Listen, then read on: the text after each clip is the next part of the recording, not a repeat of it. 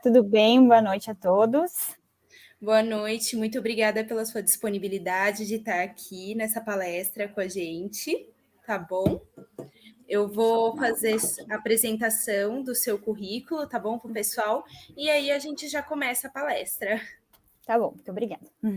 Vamos lá, a doutora Suelen, ela é especialista em médica veterinária, graduada em medicina veterinária pela Universidade de Caxias do Sul, possui pós-graduação em clínica e cirurgia de cães e gatos pela mesma instituição, residência em clínica médica e cirúrgica de pequenos animais pela PUC do Paraná, vivência durante a residência nos setores de neurologia da UFSM e a UFG, e atualmente aluna especial de mestrado da UFG.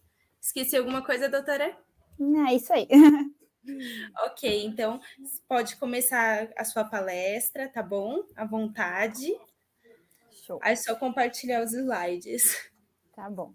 Quero agradecer o convite de todo mundo, agradecer também que é um grande evento que vocês estão fazendo aí, eu sei que dá bastante trabalho, mas parabéns também para vocês. E vamos lá, vou compartilhar a tela aqui. Antes de começar, eu vou falar um pouquinho sobre mim, bem rapidinho, por que eu estou migrando para essa área da neurologia. Então, eu falo que tudo começou quando eu era pequena. Deixa eu só ver se eu acho aqui. Não tá dando.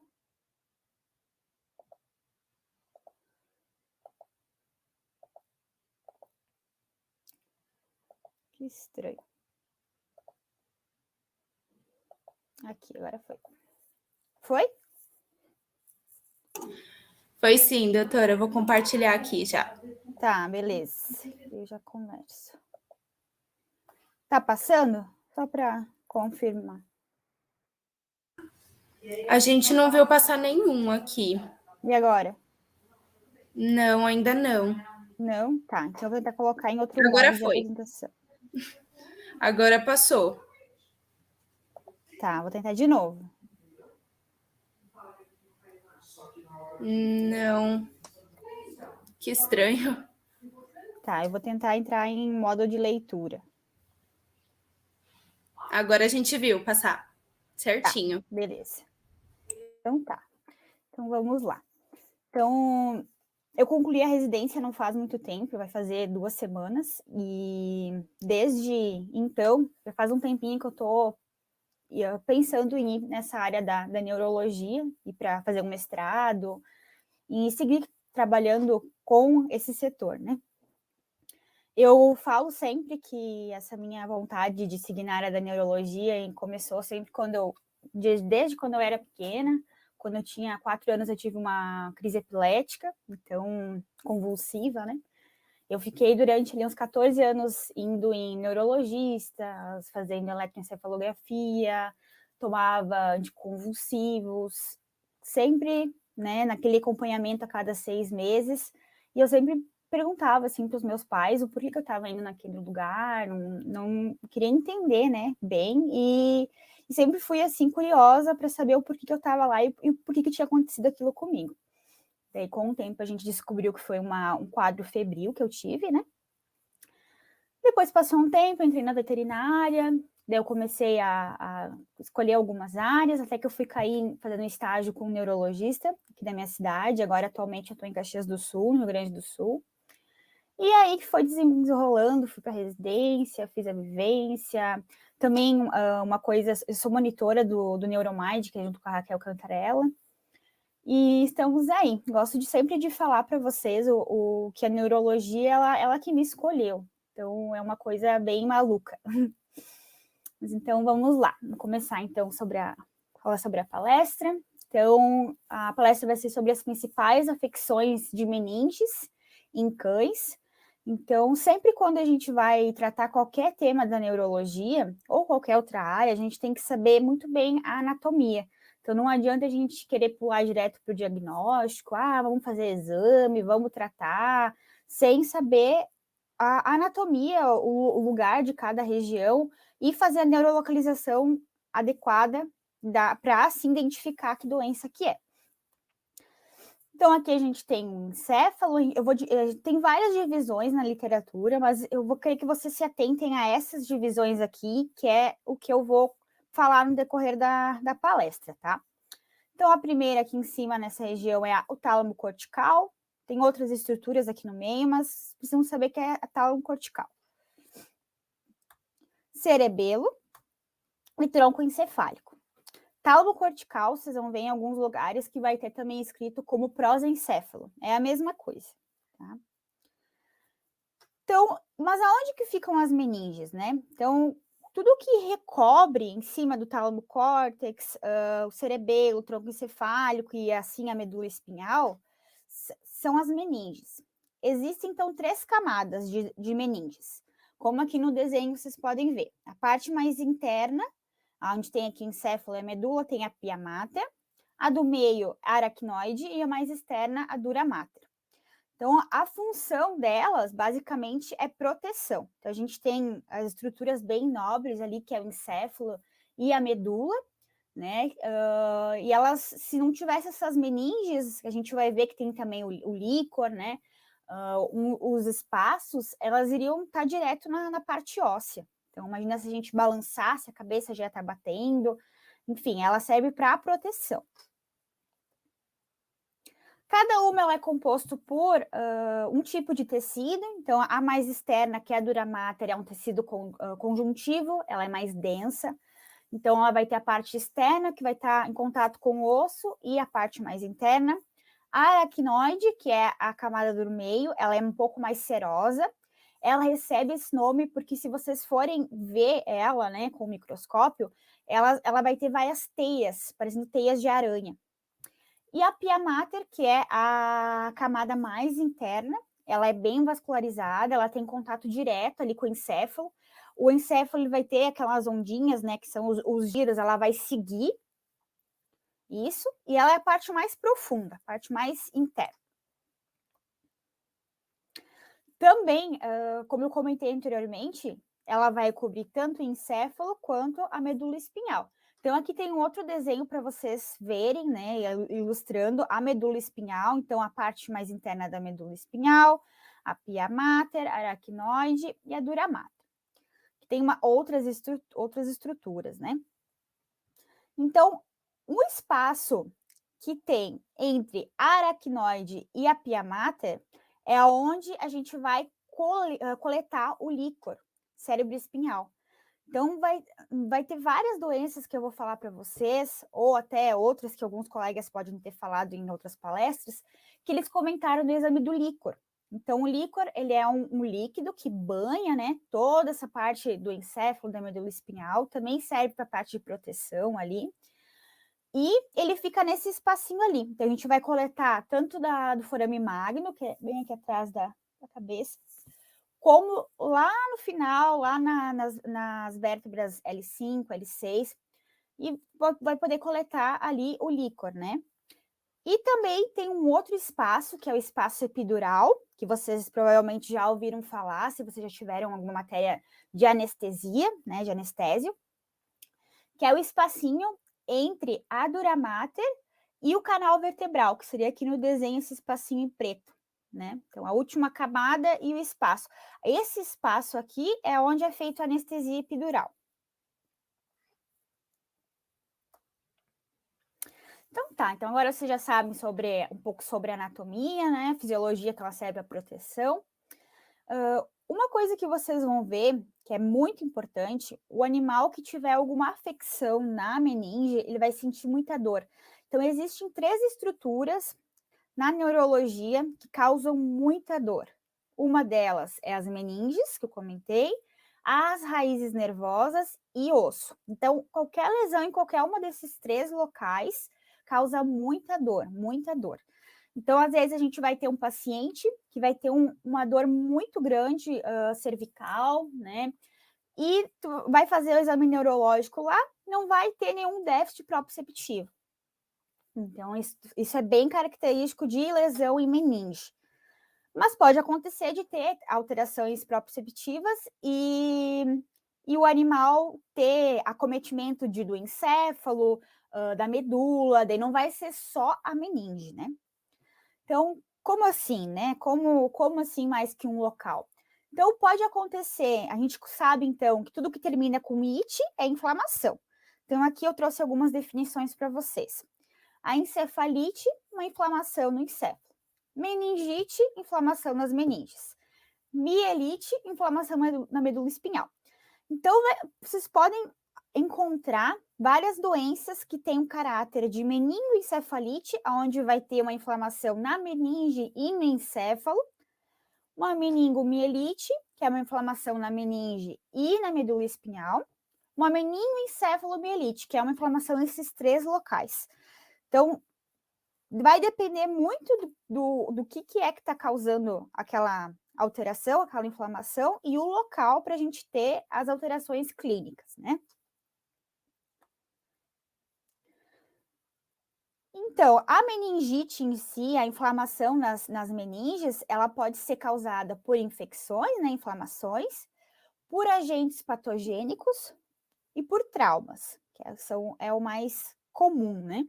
Ou uma mordedura, a gente atende, às vezes chega algum cachorrinho que o outro foi lá e mordeu a cabeça dele, e aí sim entrou alguma bactéria ali dentro, perfurou, ou trauma com algum objeto, queda, alguma outra coisa assim do gênero.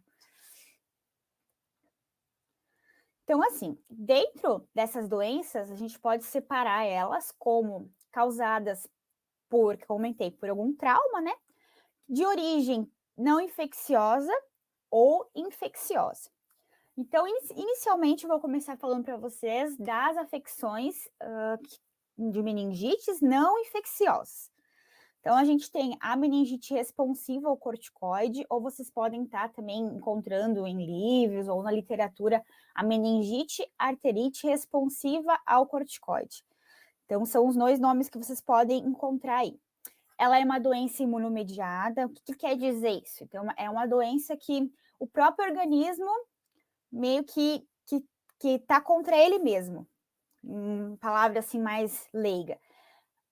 Tem os anticorpos, né? Autoanticorpos, que eles não são específicos para a doença. Então, em vez dos anticorpos irem lá e combaterem a doença, eles favorecem o meio para a doença se proliferar. Então, também tem a etiopatogenia dela é desconhecida, mas existem estudos que mostram que ocorre um aumento de IgA, tanto no líquor quanto no soro do sanguíneo, aumento de linfócitos B e T, tanto no líquor quanto no sangue, e uma resposta imunomediada de linfócitos TH2. Então, essa doença a gente vai estar fazendo uma punção, uma coleta do líquor, né, quando suspeitar dela, e vai estar analisando para ver se tem alguma alteração no líquor, né? Então, normalmente, acomete mais cães, né, de menos de 2 anos, comum de porte médio a grande. As raças pode ser qualquer uma, mas as mais comuns são Boxer, Beagle, Golder, Pointer alemão de pelo curto. E o principal sinal clínico vai ser uma dor cervical, uma cervicalgia aguda. Pode ter casos de febre e os sinais neurológicos são raros, ou marcha rígida. Então, basicamente, pode ser que tenha um sinal desses ou mais que um. O diagnóstico, como eu comentei, pode ser feito pelo líquor. A gente vai coletar o líquor, se vocês um dia tiverem a oportunidade de ver, ele é um líquido bem transparente, ele é lindo, assim, vocês olham para ele, vocês vão ver que ele é muito bonito. E quando ele tiver um aspecto hemorrágico, então vermelhinho, ou tiver amarelo, né, ictérico, é porque tem alguma alteração ali nele. Então, a gente sempre coleta e manda para análise. Sempre, então, que nem nesse caso aqui, um aspecto hemorrágico, é um exemplo aqui para vocês verem, né, de um paciente que ele tinha meningite responsiva ao corticoide, e um outro com o xantocrâmico, que seria um ictérico, que é uma degradação de bilirrubina que acaba acontecendo no líquor. Quando esse líquor é mandado para análise, é possível ver uma pleocitose neutrofílica com hemorragia, e também a gente sempre manda para análise de cultura, tanto fúngica quanto bacteriana. Aproveitou, a gente tem que sedar o animal, coleta o líquor e já faz todos os exames possíveis com aquele líquor. O tratamento é doses imunossupressoras com corticoide, com prednisona, Também pode ser usado imunoestimuladores, que é a azatioprina e ciclosporina. Aqui tem uma imagem, então, desse líquor. Então, vocês podem ver aqui no fundo as hemácias, né, que seria essa parte do aspecto hemorrágico, e a presença de pleocitose neutrofílica, que são várias células, né, neutrófilos aqui no caso.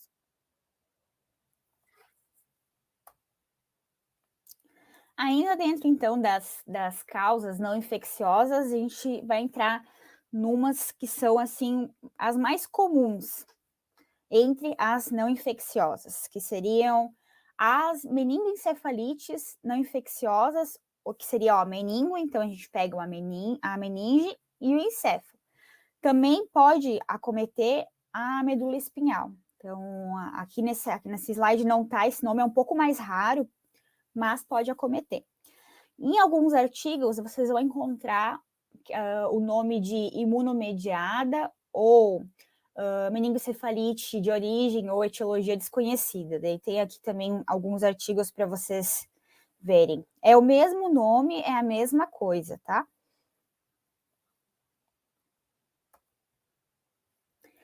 Tá, mas então o que é essa doença, né? Ela é uma doença que ela é caracterizada pela formação de infiltrados perivasculares difusos e focais formando granulomas. Então, como é que vocês vão ver, né? Mais para frente eu vou mostrar para vocês algumas imagens, alguns sinais clínicos, mas é basicamente a gente vai conseguir ter uma ideia apenas com ressonância magnética ou tomografia. E vai fechar o diagnóstico, né, para ver esses infiltrados perivasculares apenas com biópsia ou necrópsia histopatológico, né? Então, ela é uma doença que a causa dela ela é desconhecida, mas vários estudos mostram que tem evidências de algum distúrbio autoimune ou uma reação de hipersensibilidade tardia de células T. Ela é uma afecção que ela inicia principalmente na substância branca. Então, vocês vão ver uma alteração, né? É difícil, assim, pegar bem no início, mas quando a gente consegue fazer a ressonância, algum exame que consegue identificar bem no início, ela começa na substância branca e depois ela pode atingir outros locais. Então, a substância branca, né, para quem não sabe, ela é na parte mais interna do encéfalo e a substância cinzenta é na parte mais externa. E a meninge, ela ficaria aqui no meio, aqui em cima, vai fazendo as voltinhas. E quando vai para a medula, é o contrário. Então, a substância branca que está no meio, ali no encéfalo, vai para fora e a cinzenta vai para dentro. Também dá para ser classificado, então, essa meningoencefalite em 3 formas. Então, a forma focal, que é o granuloma num pontinho ali no local, que é como eu comentei antes para vocês, né? Foi bem no início ali. A forma difusa, então, seriam sinais multifocais. Então, ele pode acometer o tálamo cortical, que a gente viu lá no desenho, o tronco encefálico, o cerebelo, pode ter em vários locais. E também, menos comum, mas pode estar acometendo a medula espinhal cervical. Então, por que é importante saber a neurolocalização? Porque a partir da neurolocalização a gente vai ter uma ideia de diagnóstico, vai saber quais que são os sinais clínicos daquele paciente. Ah, é um paciente que apresenta mudança de comportamento, tem crises epiléticas, já vou pensar num tálamo cortical. Ah, vou fazer os exames dos pares de nervos cranianos, deu alterado, né? Vários pares de nervos cranianos também. Eu já vou pensar num tronco encefálico. Ah, é um animal que tem um tremor de intenção, que tem aquele andar, parece que está meio bêbado, cerebelo. Então, e assim a gente vai criando uma linha de raciocínio na nossa cabeça. E a ocular, que também é uma outra forma, que ela pode ter um início assim de forma aguda, que seria a neurite óptica, que é uma afecção no nervo óptico mesmo, e o edema do disco óptico e alteração pupilar não responsiva à luz. Então, quando a gente for fazer o exame de resposta à luz, a gente vai sempre tampar um olho, colocar a luz no outro olho, né, no caso, e aquela pupila, ela vai estar em midríase porque está no escuro. Quando a gente joga a luz, ela vai ficar em miose. E a gente vai olhar no outro olho contralateral e tem que acontecer o mesmo. Então, esse é um teste que a gente vai avaliar duas partes, né? Vai colocar aqui, vai ser o teste direto, aonde vai a midríase fica em miose, e já olha logo em seguida, tem que responder, que é o consensual. E depois repete no outro olho. Então, aqui, nesse caso, a gente não vai ter uma resposta como a gente gostaria. A etiologia, então, da MEG, ela é uma doença que ela é mais comum em cães e rara em gatos. Podem acometer outras raças também, de pequeno e grande porte, mas a mais comum em Poodle, Boston Terrier, são as que mais acontecem, né? Mais comum em fêmeas e idade média animais jovens, em média de 5 anos. Essa é uma doença que normalmente a gente pode ver tanto em forma aguda, subaguda ou crônica. Então, vai ser aquela doença que a gente pode pegar o paciente que já está há um tempo com ela, como pode ser que recém apareceu ali, já está numa região onde acomete alguma região mais nobre aí do encéfalo e causa vários sinais neurológicos. Então, não é que nem outras doenças que a gente já pode ter uma ideia de quanto tempo faz, né? Então, aqui eu trouxe um vídeo para vocês. Esse vídeo ele não é meu, ele é do livro Professor Ronaldo. Até eu indico esse livro, né, para quem está começando também e quer ter alguma ideia melhor sobre neurologia. Ele mostra bastante coisas assim. E desse paciente, então, ele é um canino jovem, de 1 ano de idade, da raça Boston Terrier. Então, prestem bastante atenção, né? Ele tá com essa inclinação de cabeça para o lado esquerdo, que é o head tilt. É quando a gente sempre olha as duas orelhinhas, elas ficam lateralmente assim. Ele tem uma coordenação, né? Tem nistagmo.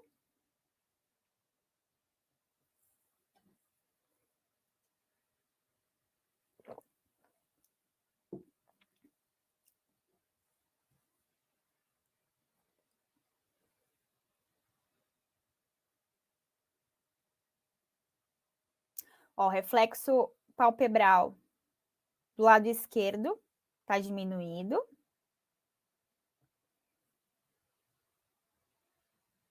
Sensibilidade nasal do lado esquerdo tá diminuído, do direito tá presente.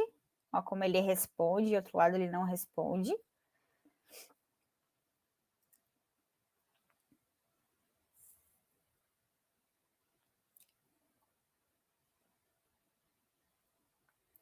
Essa propriocepção, então, a gente também do lado esquerdo está diminuído.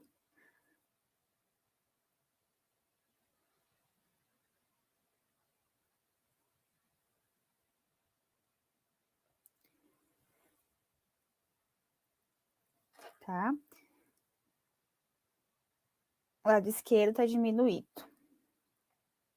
E agora ele vai fazer o salteamento, que também é para avaliar a propriocepção, que é um outro tipo de teste que a gente pode utilizar. Tenho dúvida, eu sempre faço os dois, mas aí vocês podem estar optando por um dos dois, né?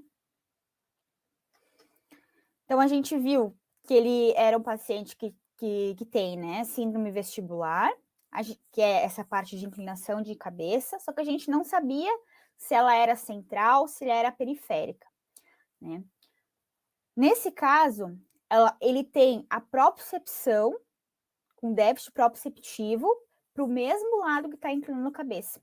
Então, eu sei que é central, tá? Então, assim, falando bem rapidinho para vocês, que não é muito foco dessa palestra, existem vias de decussação que são lá na ponte, lá no encéfalo, lá na cabeça do animal. Então, quando a gente faz a propriocepção do lado direito, essa informação vai subir, vai passar pela medula, vai lá no tronco, chega na ponte e joga para o outro lado. Só que quando o animal tem uma doença, uma síndrome vestibular central, ele não joga informação para o outro lado. Então, por isso que o déficit vai ser para o mesmo lado. Se fosse uma síndrome vestibular periférica, que quando a gente tem alguma alteração de otites, coisas do gênero, iria decussar, iria passar para o outro lado, porque a alteração não está na ponte, e sim na orelha média interna. Só para vocês terem uma ideia, como eu comentei, não é o foco da palestra, né? Então, vai depender muito do local onde está essa alteração, essa lesão. Então, aqui tem um resuminho para vocês. A palestra vai ficar salva, mas se vocês quiserem tirar um print, esse resuminho aqui é bem legal. Então, se tiver alguma alteração em tálamo cortical, os déficits neurológicos vai ser andar em círculos sem a inclinação de cabeça, crises epiléticas, sinais vestibulares, mudanças comportamentais. Se for em tronco encefálico, a gente pode ter uma paresia do nervo trigêmeo, que o trigêmeo é o quinto par de nervo craniano, a medula oblonga, nistagmo, paralisia facial, então a gente pode estar tendo. Nesse outro paciente anterior, ele tinha nistagmo e também tinha paralisia facial, esqueci de falar para vocês. Aí tem inclinação de cabeça, alteração de nível de consciência pode ter, e déficit de reação posturais.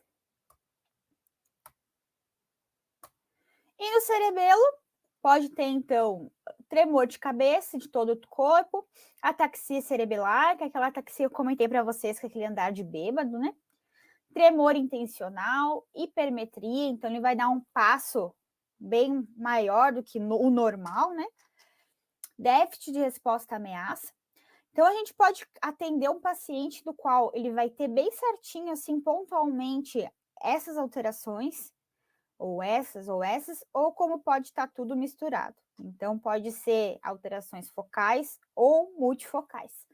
Então, sempre quando vocês atenderem um paciente jovem com inclinação de cabeça, né, que tem várias lesões multifocais, principalmente, liga o radar para ser uma doença inflamatória, tá?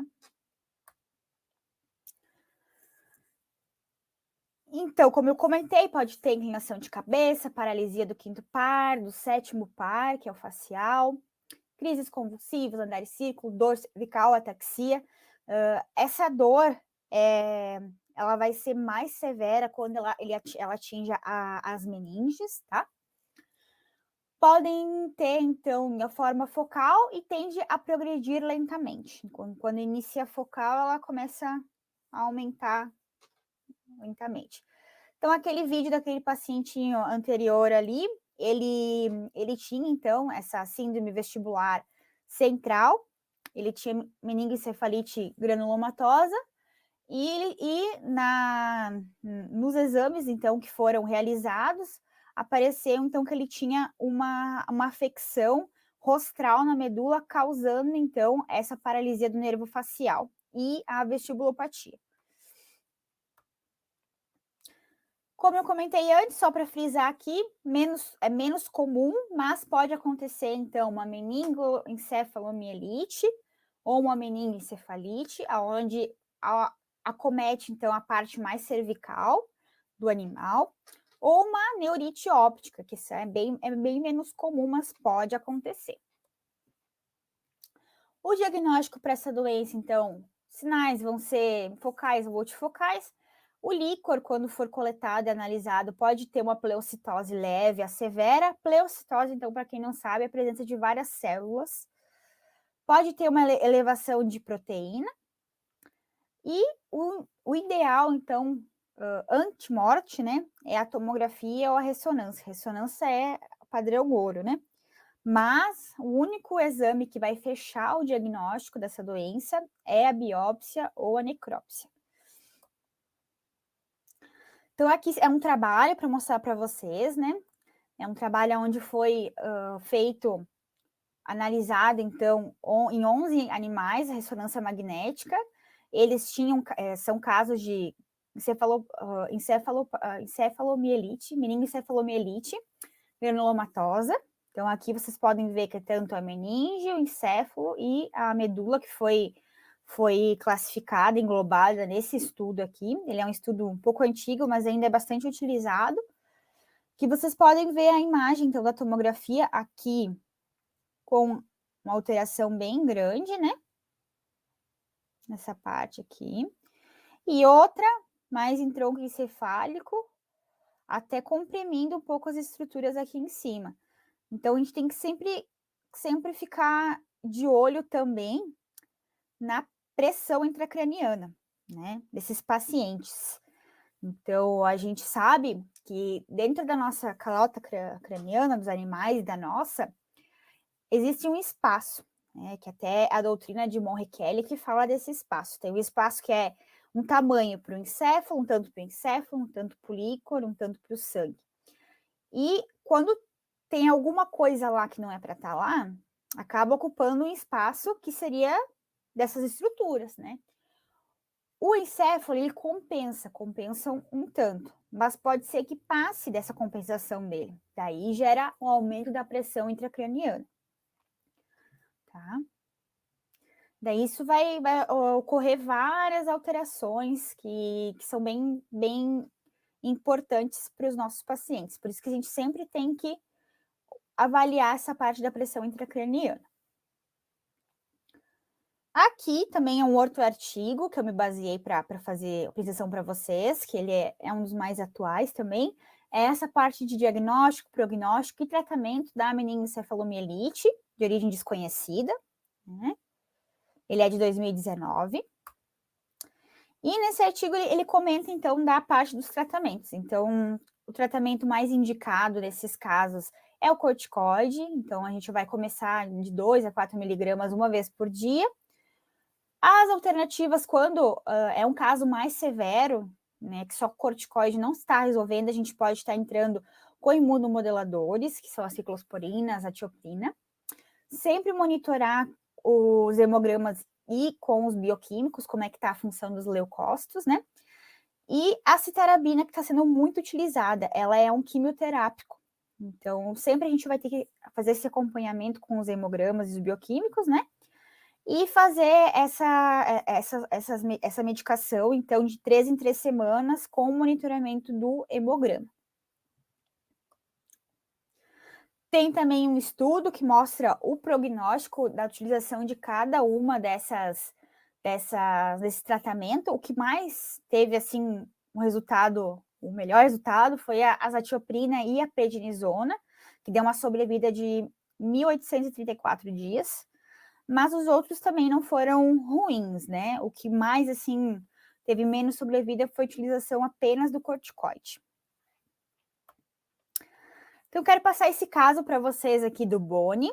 Ele é um canino macho de 1 ano.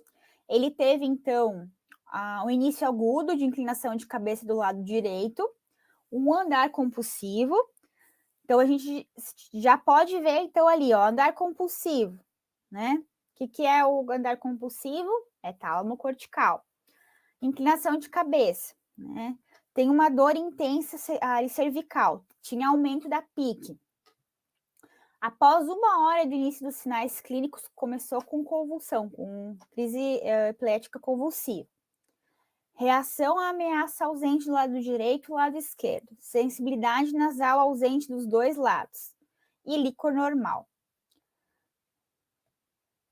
Então, aqui vocês podem ver que está sendo feito a propriocepção, tanto do lado direito quanto do lado esquerdo. Lado direito está diminuída.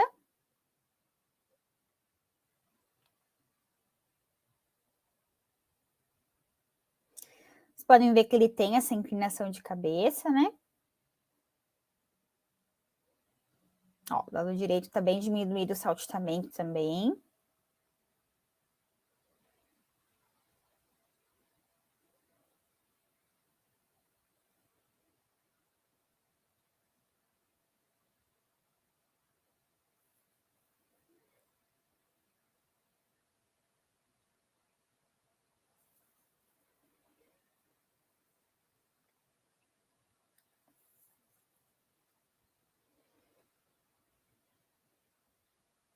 E nos membros pélvicos também está diminuído do lado direito.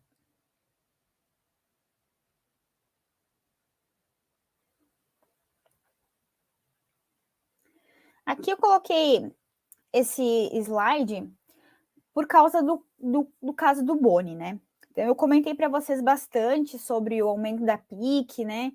Mas por que ocorre esse aumento da PIC? Por que dá tanto problema assim? Como eu faço para ver que a PIC está aumentada?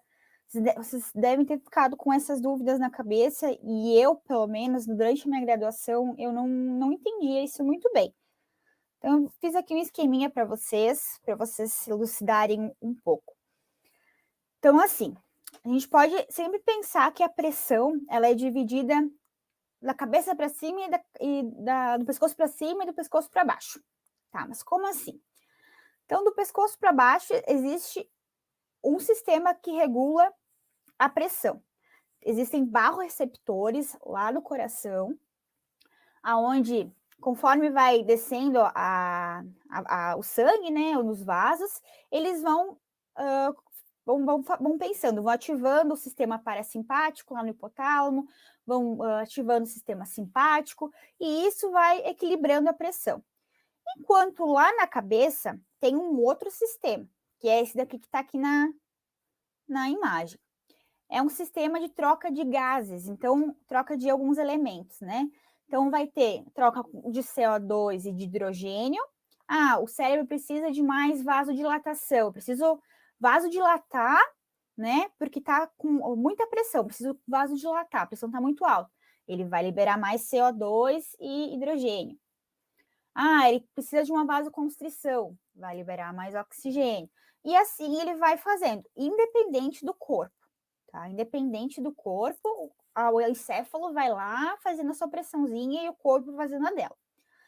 A pressão normal é de 50, pressão arterial média, né, a 160 miligramas de mercúrio, né? A gente sempre vai utilizar o Doppler, né, para fazer essa identificação. Só que acontece um problema. Quando essa pressão está acima de 160 ou abaixo de 50, acontece que a autorregulação lá do encéfalo não funciona mais independente. Então, vamos imaginar assim, que a gente está com um paciente lá que está com 180, né? A gente faz a pressão arterial média, no organismo está marcando 180.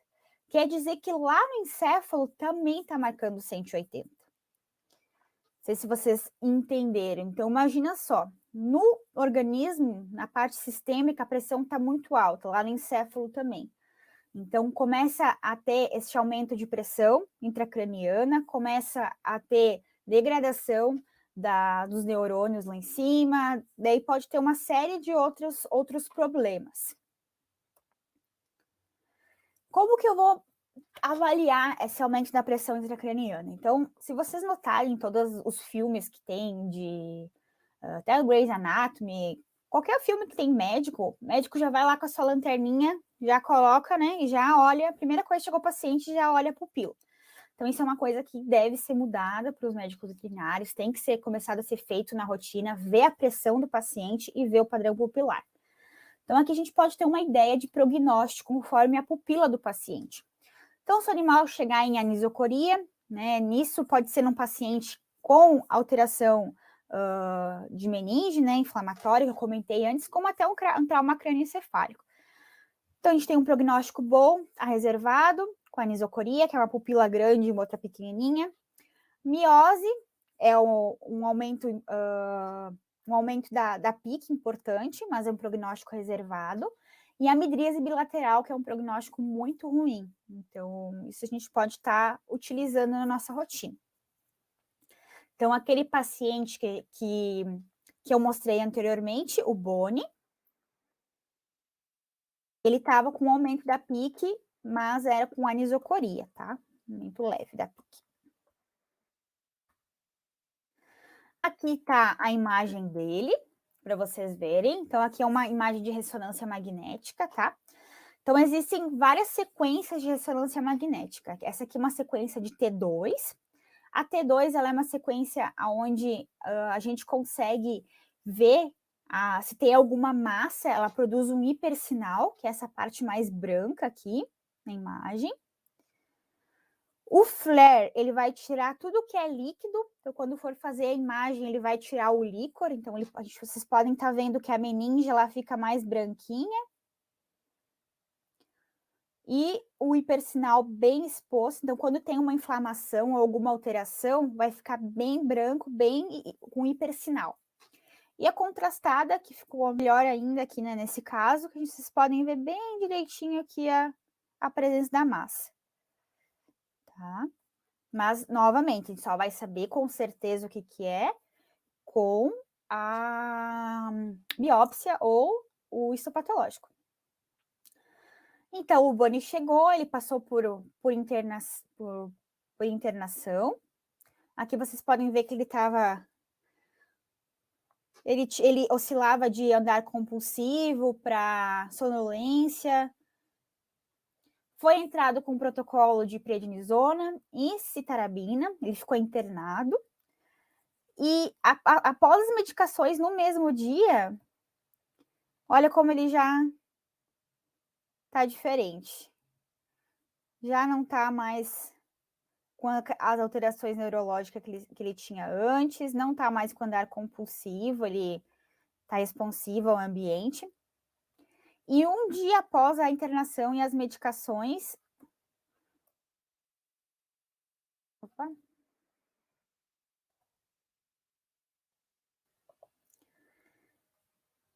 Então, ele foi, assim, um paciente que inicialmente respondeu muito bem, né?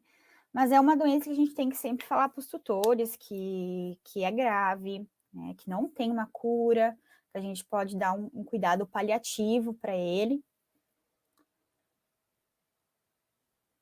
Mas a gente tem que dar essas opções para o tutor, né?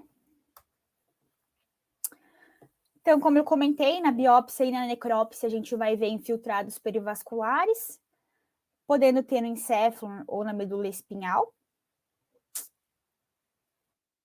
Da MEG era isso, tá? Existe uma outra doença que também ela é bem parecida com a meningoencefalomielite granulomatosa, com a MEG, que é a encefalite necrosante. Ela é uma necrose, diferente da outra, que ela é chamada de que forma granulomas, esse aqui ela necrosa mesmo, os hemisférios cerebrais, o tronco cefálico e, por consequências, meninges também. Ela é conhecida como encefalite do Pug e encefalite do Yorkshire. Então, ela pode ser dividida em duas partes, né? A meningoencefalite necrosante e a leucoencefalite necrosante. A primeira seria do Pug e a segunda do Yorkshire. Então, na primeira, falando um pouquinho da primeira, ela comete mais Pug, Maltês, Piquenês, Shih Tzu, Chihuahua. Então, é conhecida como a do Pug, mas não quer dizer que ela comete só o Pug, não. Também ela tem a causa desconhecida, mas mais provável de ser imunomediada. E ela tem uma característica bem importante, que é o envolvimento das leptomeninges. Então, as leptomeninges, elas formam a divisão da substância branca para a substância cinzenta. Então, ela acaba cometendo essa zona ali de transição da substância branca para a cinzenta, e assim acaba não deixando a definição entre uma e outra, né? Aqui é um trabalho, então, para mostrar para vocês que ele, com 60 pugs que foi feito com essa doença, a idade média de 18 meses, foi visto, então, que a maioria eram fêmeas. A sobrevida do tratamento foi de 93 dias e sem o tratamento apenas 7 dias. Ela é uma doença bem mais grave do que a MEG, tá? 100% dos cães, eles tinham lesão em tálamo cortical, então essa doença ela vai acometer mais o tálamo córtex, apresentando, então, andar convulsivo, crises convulsivas, e apenas 40% tiveram envolvimento em tronco encefálico e cerebelo. Esse artigo ele é de 2008. Aqui também tem a imagem do Pug.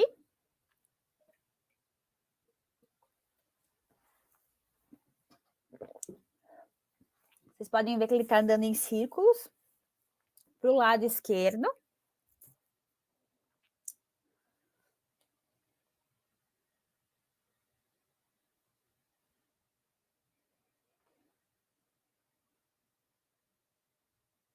Ele tem head turn, que é diferente do outro que tinha inclinação de cabeça. Ele tem rotação de cabeça para o lado esquerdo. Normalmente, quando o animal tem rotação, que é o head turn, ele é uma alteração no tálamo cortical.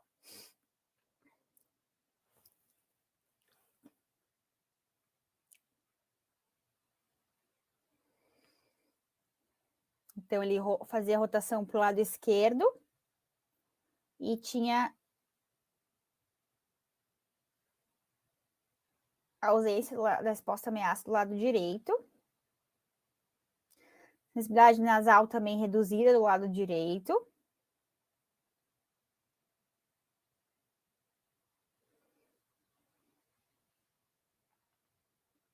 Então, preste bem atenção. Ele girava para o lado esquerdo, mas está com alteração no lado direito. E a propriocepção, lado esquerdo, ok.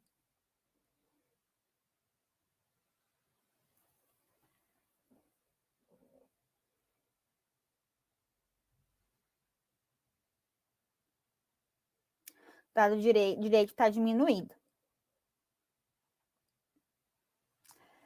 Então, esse é um macete que eu vou falar para vocês, não é assim sempre que acontece isso. Mas, normalmente, quando o animal apresenta esse head turn para o lado esquerdo, ele sempre vai rotar para o lado que tem fazer a rotação para o lado que ele tem a lesão. E os sinais vão estar contralaterais alterados.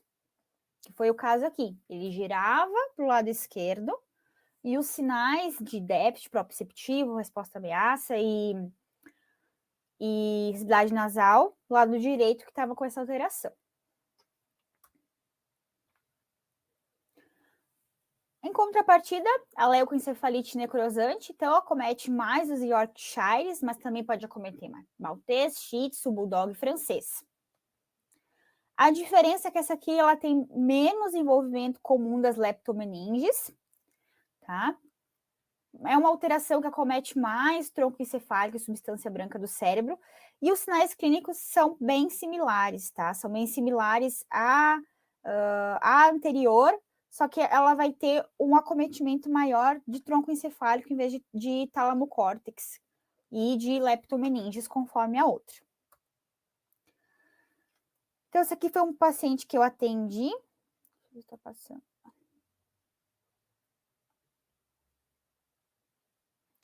Travou aqui. Tá, mas eu vou falando, então, é uma paciente, então, que ela é um canino, a Nina. Ela apresentava 2 anos de idade, ela tinha o head tilt, tinha head pressing, que é o quê? Pressionar a cabeça na parede. Ela ficou com mudança de comportamento. Então, a gente já pensou em tálamo córtex ali, né? Opa. Passou demais aqui o slide. Aqui, ela tá um pouco melhor, então aqui ela já foi entrado com um tratamento para ela também, com a citarabina e a prednisona. Ela ainda estava andando em círculos, mas não tinha mais o head pressing, né? E ela está em observação, então é uma pacientinha que ela foi feita a tomografia apenas, o tutor não quis fazer a ressonância magnética, e também não foi feita a coleta de líquor, também por escolha do tutor. Mas é uma paciente que ela está em observação.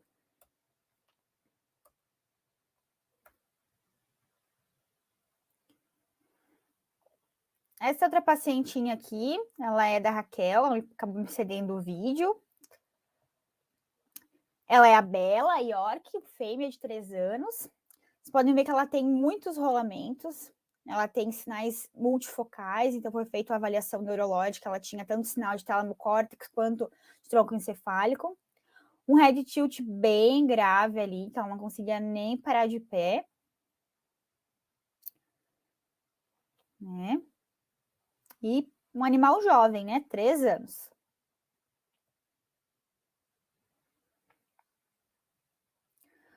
Ó, propriocepção também, ausente. Do lado esquerdo, do lado direito, tinha um pouco ainda.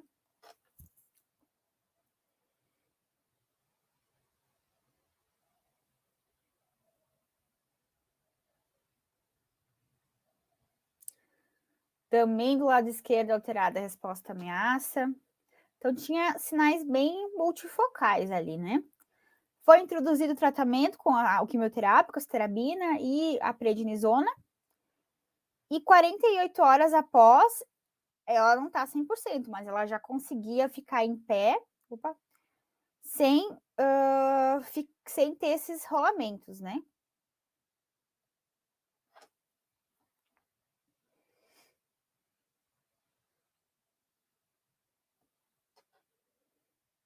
Ó, fez até um xixizinho aí.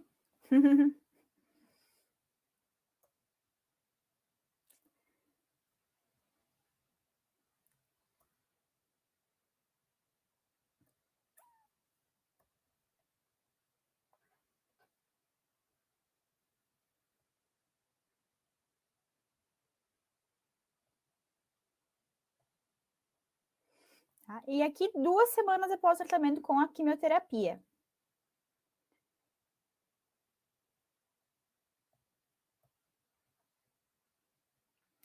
Então, olha a diferença, né? Ela já não tá mais... Ela anda em círculo um pouquinho ainda, mas já não é tão grave como estava antes. Antes ela não conseguia nem ficar em estação, né?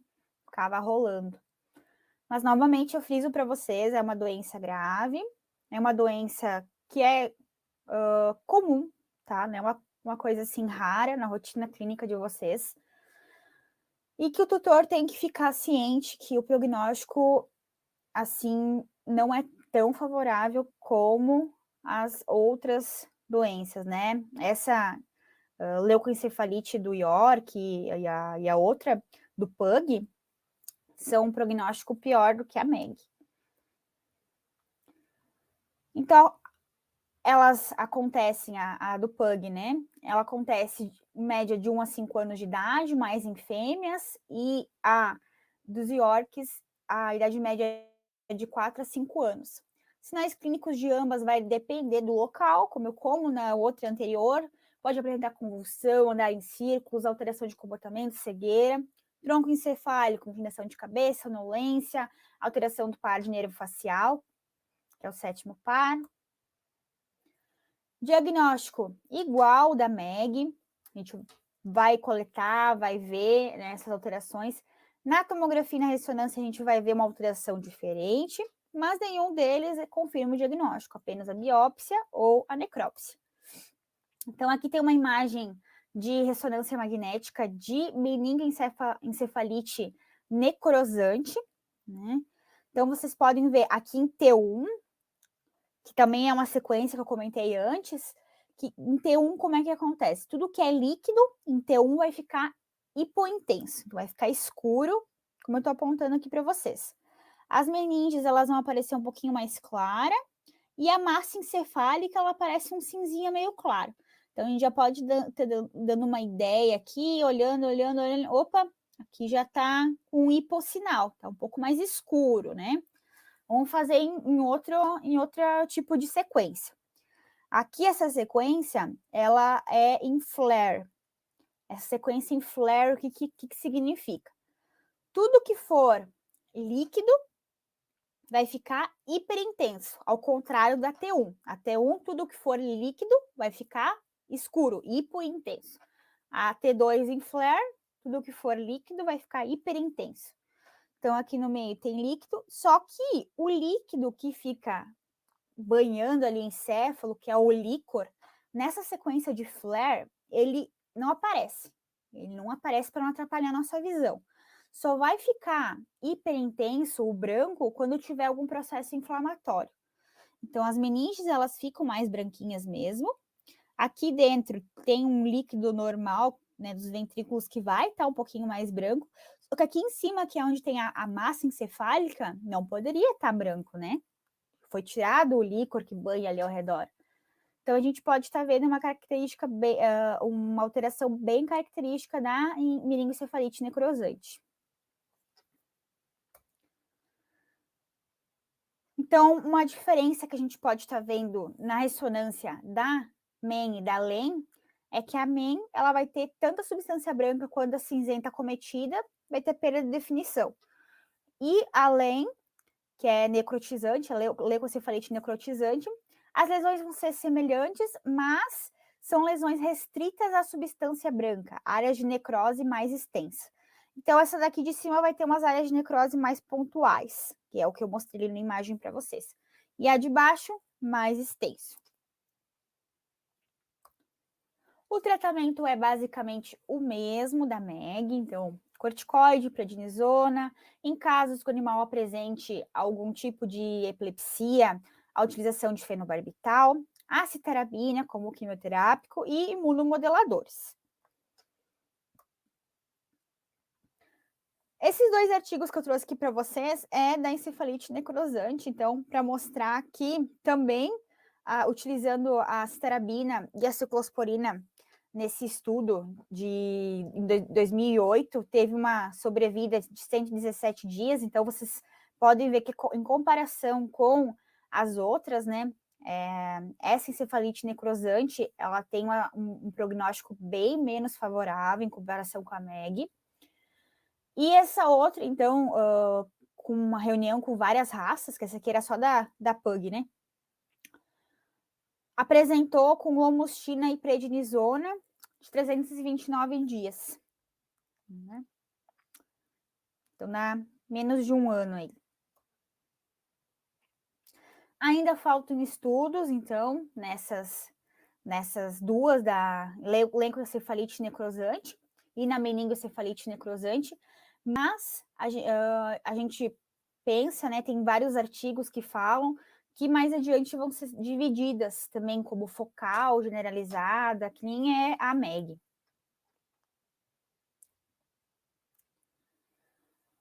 Tem alguns trabalhos que também citam o uso do micofenolato de mofetila.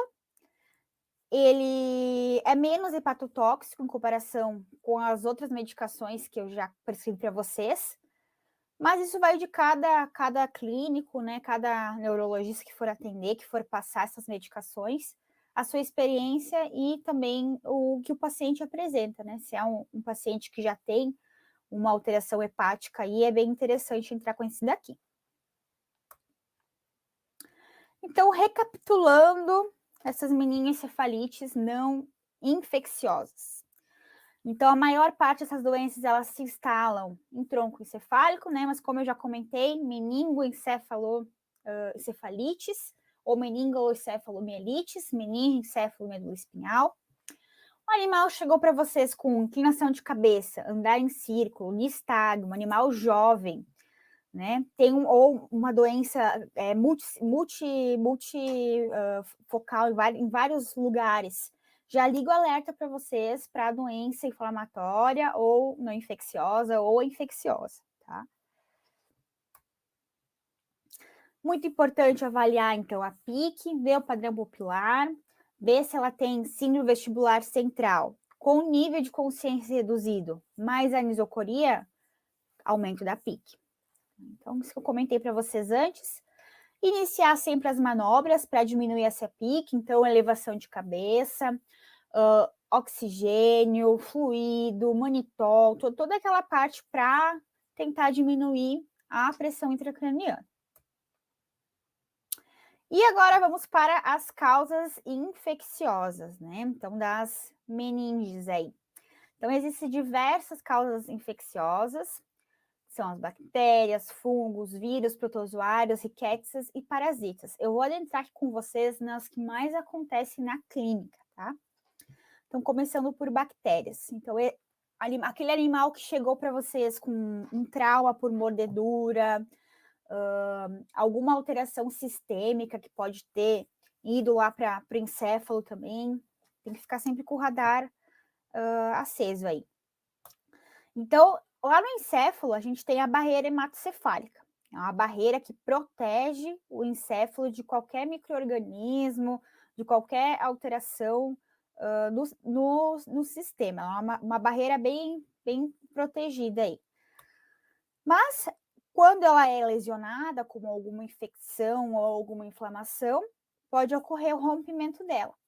Então, o problema é quando rompe essa barreira, né? Então, se tem na circulação algum vírus, alguma bactéria, nesse caso, bactéria, né? ela vai estar passando a barreira hematocefálica e indo lá para o encéfalo. Essas bactérias, elas liberam prostaglandinas, fator de necrose tumoral e citinas. E essas alterações vão ocorrer, então, um edema, vasculite e infarto desse encéfalo. Então, é isso que acontece quando tem alguma meningoencefalite bacteriana ali dentro. Consequentemente, vai atingir todas as meninges do encéfalo, né? A via pode ser hematógena, pode ser alguma infecção de otite média interna, então é muito importante para vocês terem uma noção, que às vezes a gente pensa assim, é só uma otitezinha. Não, pode ser que essa otite, ela comece externa, vá interna, né, aquela bactéria vá lá para dentro e cause essa meningoencefalite bacteriana. Então, uma otite nunca é só uma otite. Pode ser por trauma, como eu comentei para vocês. E as bactérias que são as mais comuns, né, são os streptococcus, staphylococcus, caliciformes, escherichia coli. Então, a gente vai fazer o quê? Vai coletar aquele líquor lá do encéfalo e vai mandar para a cultura. Vai mandar para a cultura bacteriana, para a fúngica, já vai aparecer o que tem lá dentro, né? Qualquer raça pode acometer, normalmente acomete animais mais jovens, de 1 a 7 anos, qualquer raça, qualquer sexo. Febre, né, inflamação, gera febre, infecção. Uma dor, muita dor cervical, então, animal que você vai fazer aquela palpação aqui já vai ter bastante dor, vai palpar a cervical, que também pode ter bastante dor. E vai depender muito do grau e do local da lesão. Então, como é bacteriana, pode estar em vários lugares, pode formar um abscesso lá dentro. Então, pode já formar um abscesso com pus mesmo lá dentro do encéfalo e estar comprimindo o tálamo, o tronco encefálico. Daí vai gerar aquelas alterações neurológicas que eu comentei antes. A gente pode estar vendo nos exames laboratoriais, então, uma leucocitose, né, mostrando uma inflamação ali local. Na ressonância magnética, na tomografia computadorizada, a gente pode estar vendo aquele abscesso lá dentro. Fazer, então, sempre a cultura desse líquor e o antibiograma, que a partir do antibiograma também a gente vai poder ver se o animal, qual que é o antibiótico ideal para aquele animal. Então, se você já vai estar com o animal lá, sedado, já vai coletar o líquor dele, já manda fazer todos os exames possíveis, explica para o tutor a importância desse exame, né? A importância de a gente estar pegando aquele material lá do líquor direto da fonte, né? E fazendo esses testes. Então, a partir do que der de resultado no antibiograma, a gente vai fazer antibiótico-terapia. Sempre dá preferência para bactericida, tá? Tem os bacteristáticos, que ele não deixa replicar as bactérias nos antibióticos, né? E os bactericidas que eles matam as bactérias. Então, normalmente, os antibióticos da classe dos bactericidas, eles atravessam essa barreira hematocefálica.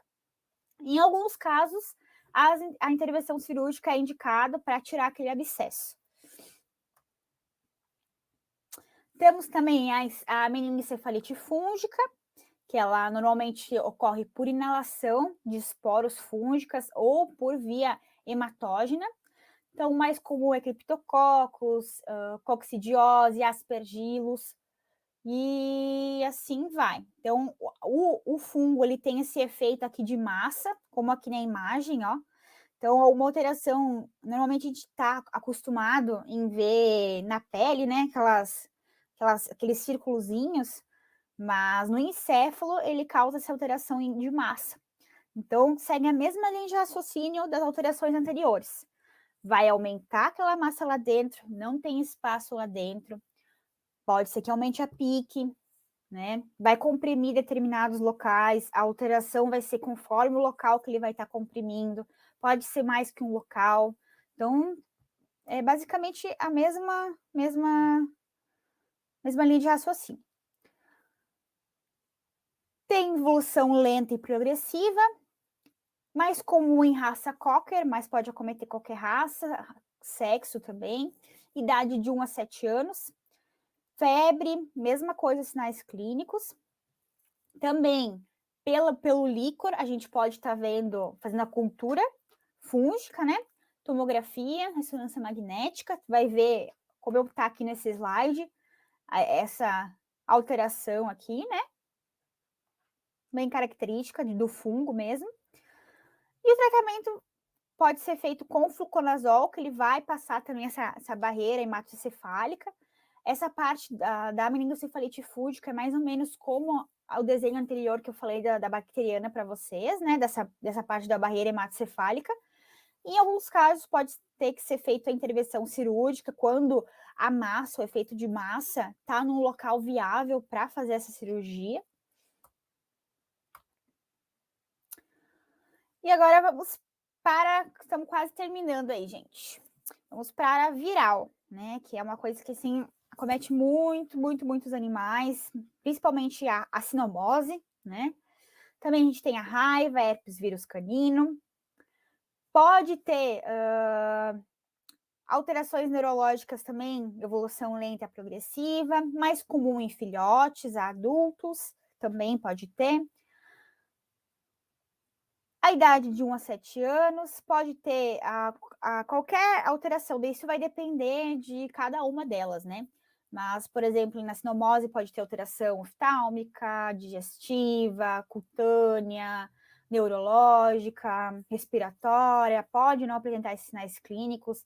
A raiva, que é um pouco mais difícil de a gente encontrar, né? Graças a Deus o pessoal está vacinando, mas também pode ter, né? O diagnóstico vai depender de cada uma dessas alterações. O definitivo é apenas com a necrópsia. E o tratamento depende também de cada uma dessas alterações. Então, esse aqui é um pacientinho que eu atendi na residência. A gente fez análise do líquor, fez o teste nele, deu positivo para sinomose. Só para mostrar para vocês essas alterações. Então, ele estava com pedalar, estava com nível de consciência alterado. Bem complicado quando a gente atende esses pacientes que já está nesse nível, né, de sinal neurológico. Uma magreza também bem acentuada. Aqui no abdômen não dá para ver muito bem, mas ele tinha pápula, pústula, tinha a secreção na conjuntiva também. Esse outro pacientinho também estava com mioclonia. Tá? Também eu atendi na residência. E agora a gente passando para o meningocefalite por protozoários, né? Então, a gente tem o Toxoplasma Golgi e o Neospora canino. Por via transplacentária, ingestão de ósseo, também animais jovens, multifocal. Então, todos esses, o que vocês vão fazer?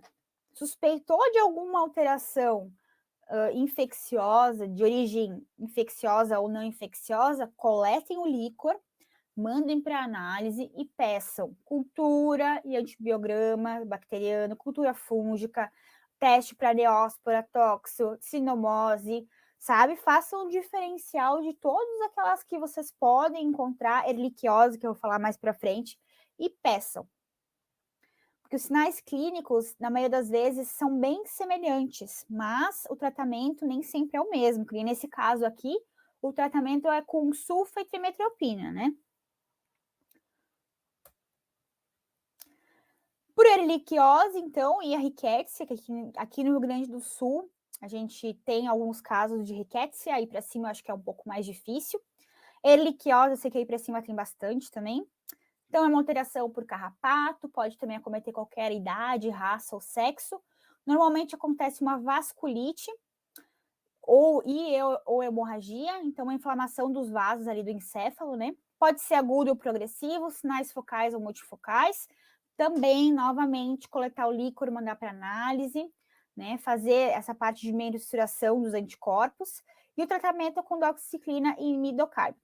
A gente tem que tomar cuidado, porque tanto na sinomose quanto na erlíquia, existem aqueles snap tests, né? Que vocês colocam lá o sangue ou colocam a secreção e eles dão titulação para anticorpos. Então, o ideal é pegar ou fazer o PCR, né? Ou fazer que ele dá titulação para antígeno. porque o animal ele pode já ter tido contato na vida dele antes, mais novo, com a doença, como pode ser até mesmo da própria vacina, que a própria vacina gerou anticorpos para o animal, e daí tu vai fazendo o teste, vai aparecer que tem anticorpos lá para aquela doença, mas na verdade tem que ver se tem o antígeno lá, tá? Só uma dica. Aqui é um outro paciente que eu também atendi na residência, deu positivo para erlíquia, ele tinha inclinação de cabeça, nistagmo, eu só tenho esse vídeo dele aqui, mas ele tinha várias alterações ali multifocais, né? A gente acabou fazendo teste, entrando com doxiciclina e midocarb, ele acabou ficando bem. E para fechar, as meningocefalites por vermes, né? Não são tão comuns quanto as outras que eu comentei, mas normalmente pode acontecer por Dirofilaria imitis, que é essa daqui da imagem, que é aquela larvinha lá do coração. Toxocaris, ancilóstomo também, via orofecal, jovens adultos de meia idade, então é mais aqueles animais jovens mesmo, que tem aquele hábito de comer fezes, de ficar futricando por tudo que é lugar, né? E sinais clínicos agudos, sinais focais e multifocais, depende do local. Ressonância magnética, a gente pode estar observando, né, a larva lá dentro do encéfalo. Algumas vezes por necrópsia, né, em casos mais graves. E o tratamento, quando consegue, inicialmente, por doxiciclina. Eu nunca acompanhei um caso, mas há descrito em artigos e também em livros, né? E para fechar, então, muito importante, o Dinamite V, o Vitamind, como vocês quiserem falar, sempre fazer essas letrinhas aqui. Então, o D de degenerativa, o I de infeccioso inflamatório, o N de neoplásico nutricional, A de anomalia, M de metabólico, I de idiopático, T de trauma tóxico e V de vascular. Então, eu sempre vou ter essas letras na minha cabeça. Por quê? Porque eu vou traçar uma linha de raciocínio. Chegou o paciente para mim lá, eu vou pegar o histórico, ver a raça, né? Vou sempre fazer o início, fazer o exame neurológico e vou pensar nessa linha de evolução. É um paciente que ele começou ali de forma mais aguda, os sinais são multifocais, né? Então, já vou pensar num inflamatório. Então, eu vou lá nas minhas letrinhas e vou colocar inflamatório. Pode ser que seja. É um paciente que chegou dizendo que ontem estava mal, hoje já está bem. É um paciente que é jovem, né? Pode ser que ele tenha um shunt. Já vou pensando assim, um paciente que melhora, pior, é obeso. Já posso pensar no metabólico. É um paciente que ele foi indo, né? E conforme vai passando o tempo, é uma coisa mais crônica, né? Vai piorando conforme o tempo. Eu posso pensar num degenerativo, num neoplásico. O vascular é um dos melhores, então eu posso enquadrar a erliquiose tanto como inflamatório infeccioso, como vascular. Por quê? Porque ela começa de forma aguda, mas ela gera essa vasculite. Então, o vascular é um paciente que é muito bom de tratar. Tu vai tratar, ele vai melhorar, né? É um paciente que tem um prognóstico bem bom. Ele começa ruim e conforme passa o tempo, ele melhora. O trauma, que vai chegar aquele paciente que pode ser que fique com sequela, ou ele vai morrer, né? Ou ele vai sobreviver e ficar com alguma sequela, ou vai ficar super bem. Então, o pior vai estar lá no início, depois ele também tende a melhorar.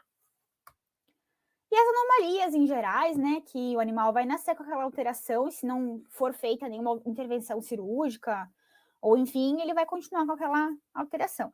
Então, é muito importante vocês terem esse mapinha na cabeça, para conforme as letrinhas que eu passei antes, do D, do I, do A, vocês irem traçando. É um animal que já tem, sei lá, 6 anos de idade. Vai ser uma anomalia mais difícil, né? É um animal que teve um caso agudo.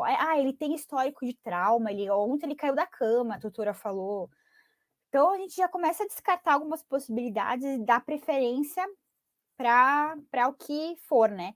Só que isso aqui vocês só vão fazer depois da neurolocalização. Primeiro, vocês têm que localizar onde está, para depois a gente pensar nas possíveis diagnósticos e aí sim fazer análise de líquor, ressonância, tomo e assim por diante. Outra coisa, então, que eu sempre coloco nas minhas considerações finais é a higiene, a atenção e o carinho. Então, você tem que pensar que aquele paciente que está lá internado, ele é o amor da vida de alguém. Ele é alguém que é parte da família. Poderia ser o animalzinho de vocês lá. Então, desde colocar um colchãozinho, né? Colocar um paninho para ele ficar lá mais acolchoado. Porque eu vejo muitos lugares que colocam um jornal direto para ele lá no frio. Dá carinho, dá atenção, eles sentem muito, e isso com certeza ajuda muito na continuação do tratamento deles aí, né? Ser sempre, então, realista com o tutor, porque essas doenças, principalmente as meningocefalites ali, de origem não infecciosa, né? Ou até mesmo a sinomose, quando é o grau mais avançado, mas essas outras ali, elas têm um prognóstico que não são favoráveis. Então, sempre ter empatia com o tutor, né? Ser sério, mostrar que você está interessado no teu paciente, mas que aquele caso é grave, que a expectativa de vida é baixa. Não adianta a gente querer dizer que tudo vai ficar bem e tal, gerar uma expectativa para aquele tutor e depois ver que não era isso. Tem que ser muito realista, fazer todos os exames possíveis. O tutor não aceitou fazer os exames, deixar bem claro que você pode ir até ali, né? A partir dali a gente não tem os exames para saber o que é.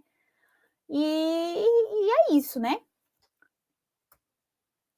Eu quero agradecer a presença de todos. Eu fico à disposição. Se vocês tiverem alguma dúvida, quiserem me chamar lá no meu Instagram, é medivete.suelendalegrave. Eu vou estar abrindo daqui uns dias um e-book, onde eu vou estar compartilhando algumas dicas, né, e de tudo os resumos que eu utilizei para passar na prova da residência. E lá eu sempre faço alguma live com algum outro profissional, posto algumas dicas, se vocês quiserem estar me seguindo.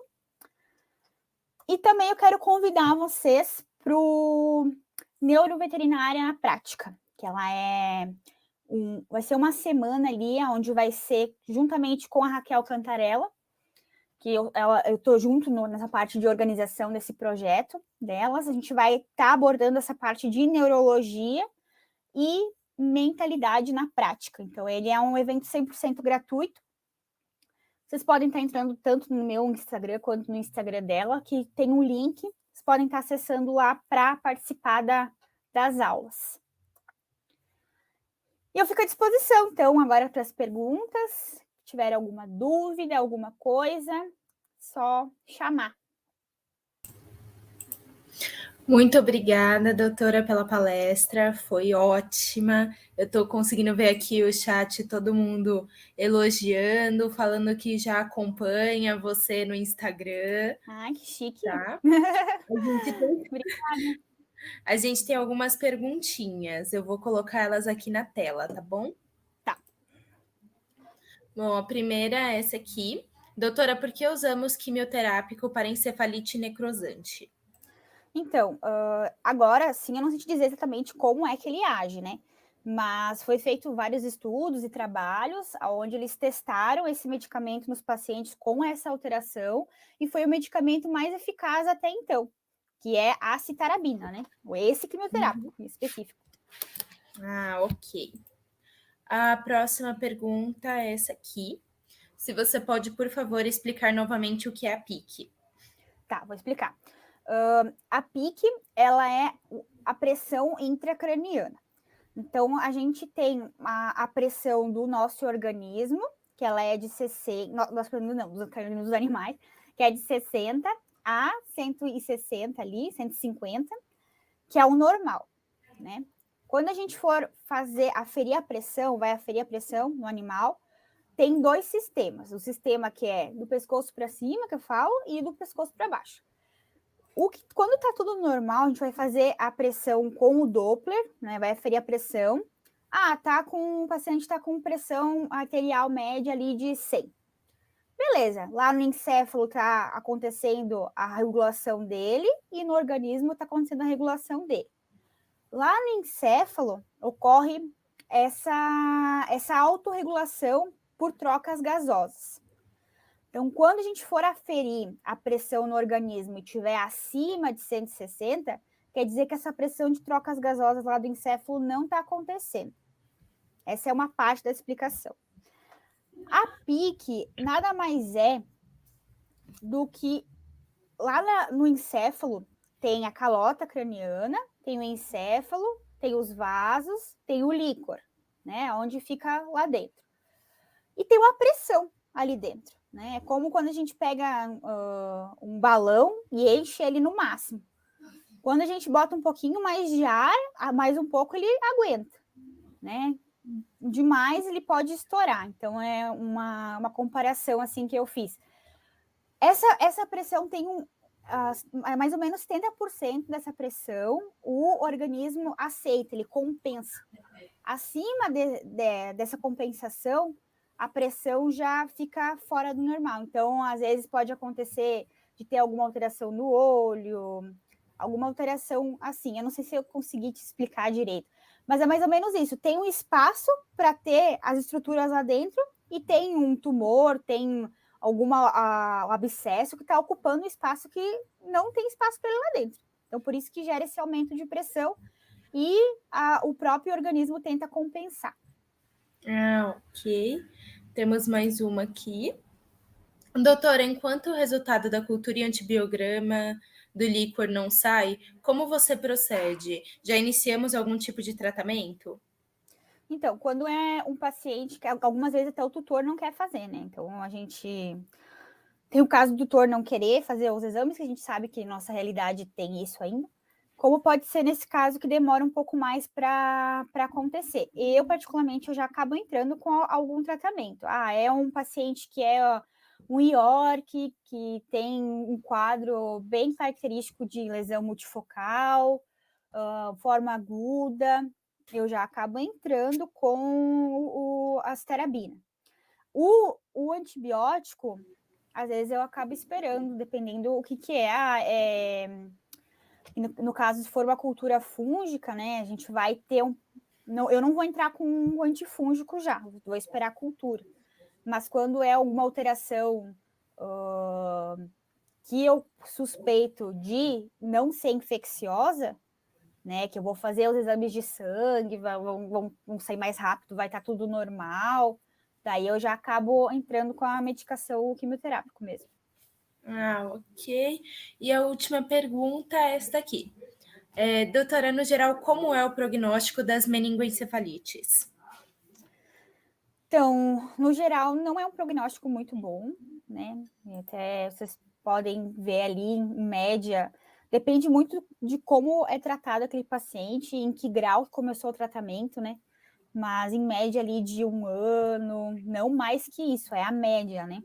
Tem alguns casos que a gente pode encontrar, que eu já vi com colegas meus que trataram e ficaram mais tempo, né, vivendo mais tempo, mas a média é basicamente 1 ano, e quando é a necrotizante, é questão de meses, é bem mais grave. Ok. Essa foi a nossa última pergunta. Muito obrigada, doutora. Foi um prazer ter você aqui.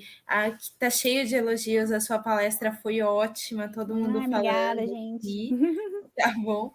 Muito obrigada por vir, por compartilhar o seu conhecimento com a gente.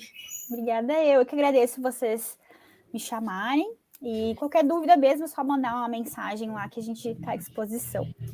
Mariana, se puder me mandar depois o que falaram no chat também. Eu vou mandar, pode deixar. Então tá bom. Muito Um grande obrigada. beijo, boa noite a todo mundo. Boa noite.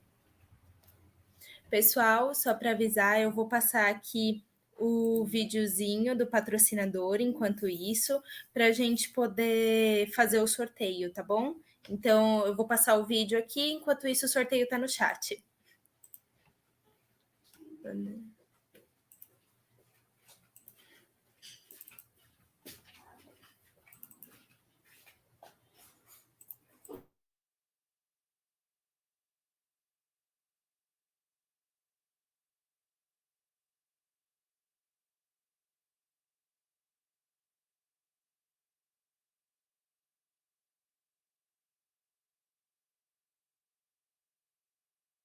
As tecnologias Opt de ProPlan com ingredientes inovadores estão sempre um passo à frente.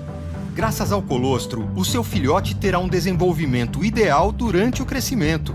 Na fase adulta, seu cão terá uma proteção equilibrada com a adição da espirulina. E graças às nossas fórmulas para pets a partir dos 7 anos, eles manterão a atividade e a agilidade mental. Além disso, com carne de verdade como primeiro ingrediente. ProPlan, a nutrição mais avançada.